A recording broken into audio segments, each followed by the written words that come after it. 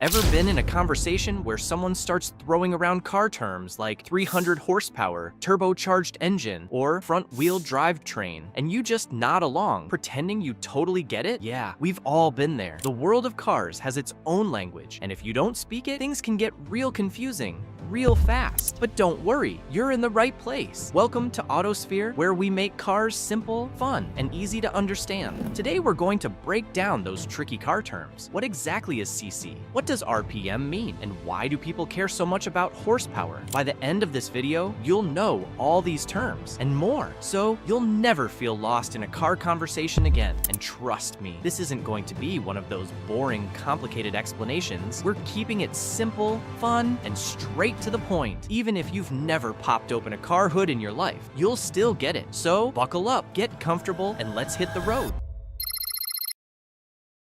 Alright, before we dive into the technical stuff, let's talk about something a bit more visible, car body types. Because let's be honest, we all have that one friend who calls every car a sedan. Here's the deal, cars come in different shapes, and those shapes actually matter. We've got sedans, the classic four-door car with a trunk, coupes, like sedans, but sportier and usually with just two doors. Then there are SUVs, taller, bigger, and great for families or off-roading. Hatchbacks, think of a small car with a trunk that opens up with the rear window. Pickup trucks, they're built to haul stuff, plain and simple. And wagons, kind of like a mix between a sedan and an SUV, more space but not as big as a full SUV. And of course, we can't forget supercars and hypercars. These are not just fast cars, they're the insane high-performance machines that make your heart race just by looking at them. So next time someone calls an SUV a Jeep or a coupe a sports car, you'll know better.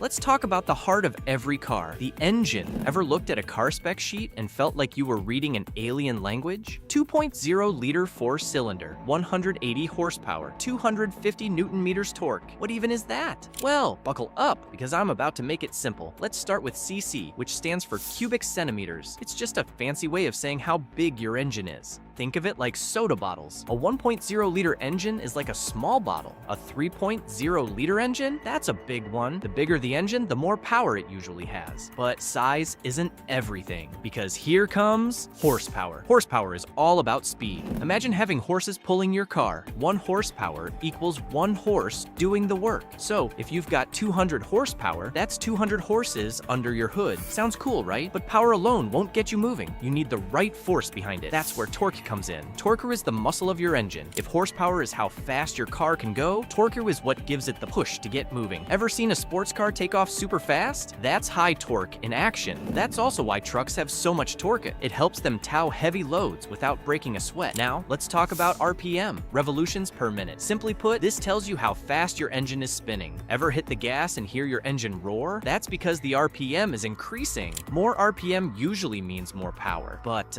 also more fuel being burned. So unless you love frequent trips to the gas station, keeping your RPM in check is a good idea. And here's where things get even more interesting. Turbocharged engines. Normally, an engine breathes in air on its own, just like you do when jogging. But a turbocharged engine? It's like jogging while someone shoves a giant leaf blower into your face, forcing an extra air. More air means more fuel can burn, which gives you more power without making the engine bigger. That's why a small turbocharged engine can sometimes be just as powerful as a bigger one. So, quick recap, CC is your engine size. Horsepower is how fast it can go. Torque is how hard it can pull. RPM is how much effort it's putting in. And turbocharging is like giving your engine a secret energy boost. So next time you look at a car spec sheet, you'll know exactly what it means.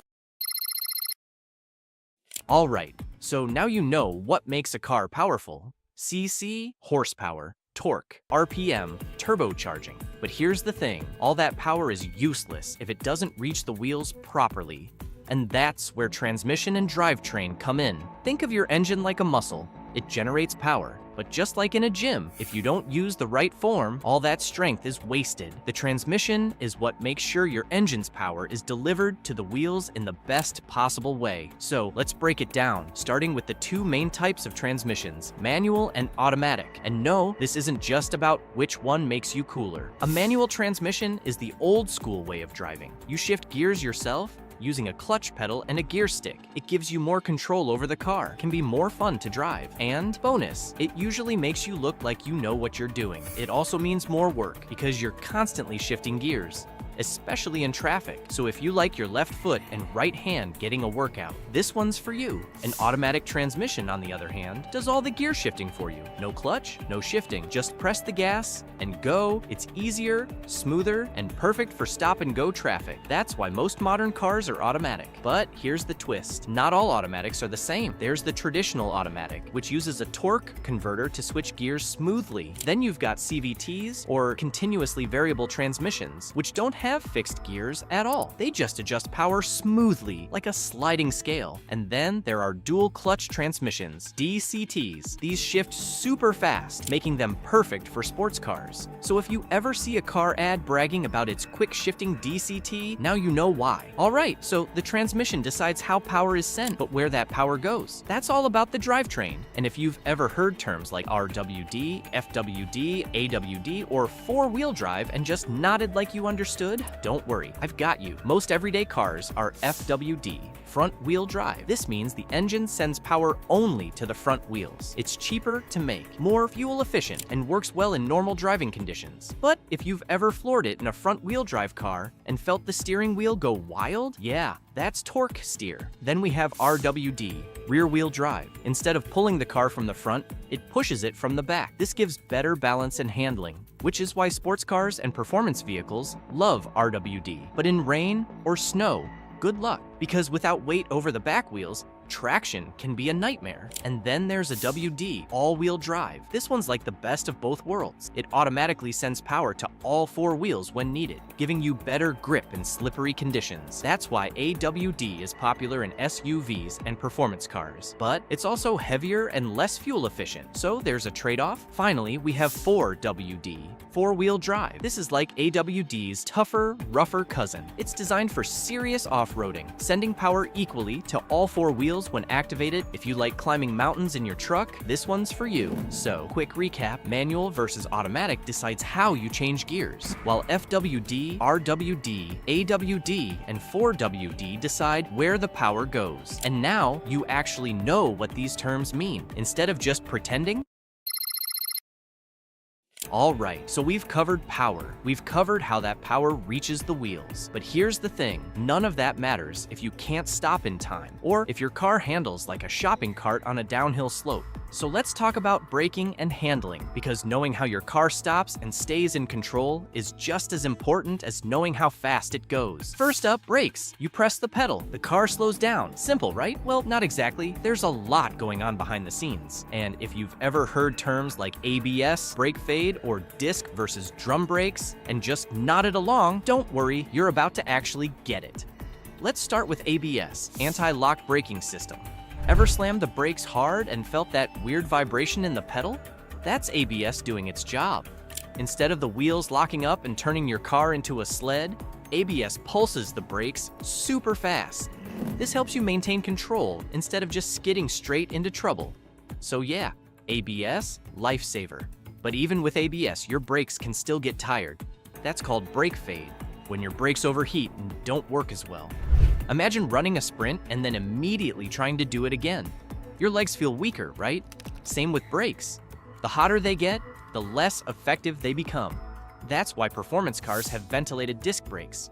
They cool down faster, so they can keep working hard even under stress. And speaking of brake types, most modern cars use disc brakes. These are metal rotors that get clamped by brake pads to slow you down. But some older cars and budget models still have drum brakes in the rear. These work kind of like a hand drum, with brake shoes pressing outward to slow the wheel. They're cheaper, but not as good at cooling down. So if your car still has drum brakes in the back, maybe don't try to stop from 100 miles per hour too often. Alright, so that's braking. But what about handling? Because stopping is great, but not losing control in the first place? Even better. Ever heard of traction control and stability control? These are the unsung heroes that stop you from spinning out when roads get slippery or when you take a turn too fast. Traction control prevents your wheels from spinning too much when you accelerate. So if you've ever floored it on wet pavement and felt the car hesitate, that's traction control stopping your wheels from just spinning in place. And then there's stability control. Think of it as your car's guardian angel. If the car starts to slide, it automatically applies brakes to individual wheels to help keep you on track. This is especially useful in emergencies, when you don't have time to react. In fact, in the US, stability control has been required in all new cars since 2012. So if you drive a newer car, you've already got this hidden safety net watching over you. So let's recap. ABS stops your wheels from locking up. Brake fade happens when your brakes overheat. Disc brakes are better than drum brakes. Traction control prevents wheel spin. And stability control keeps you from spinning out.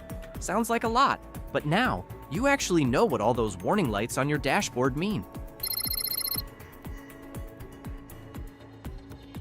All right, so we've talked about power, control, and stopping in time. But here's the big question. How do you make sure your car doesn't turn into a gas-guzzling, money-eating machine?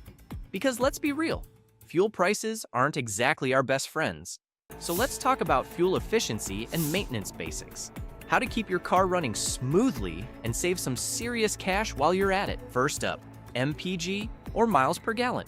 This number tells you how far your car can go on a gallon of gas. The higher the number, the less you're spending at the pump.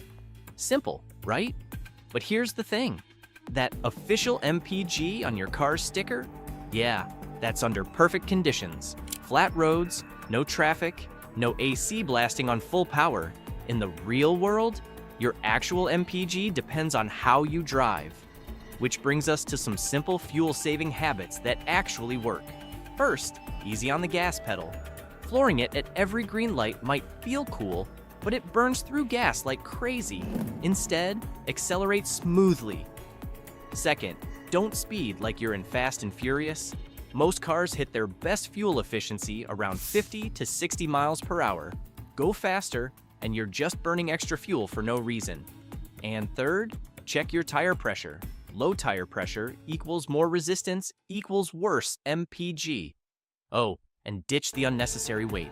If your trunk is carrying enough junk to start a garage sale, it's time to clean it out. But saving fuel is just one part of keeping your car in good shape.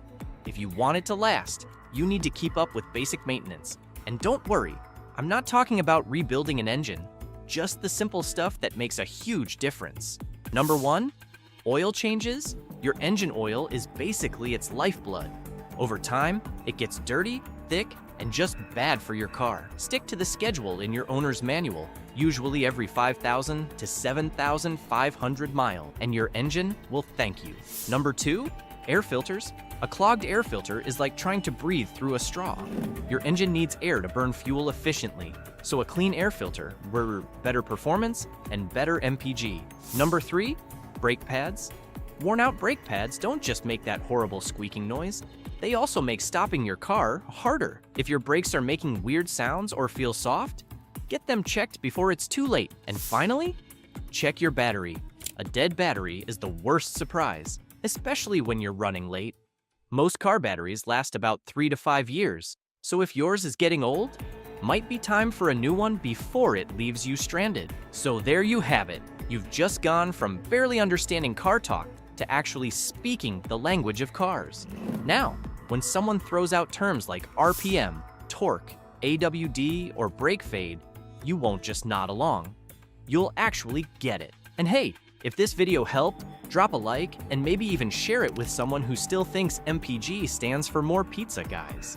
And if you want more car tips, tricks, and easy to understand explanations, make sure to subscribe because we've got a lot more coming. Until next time, drive safe, keep your car happy, and remember, if something starts making a weird noise, don't just turn the music up louder, get it checked.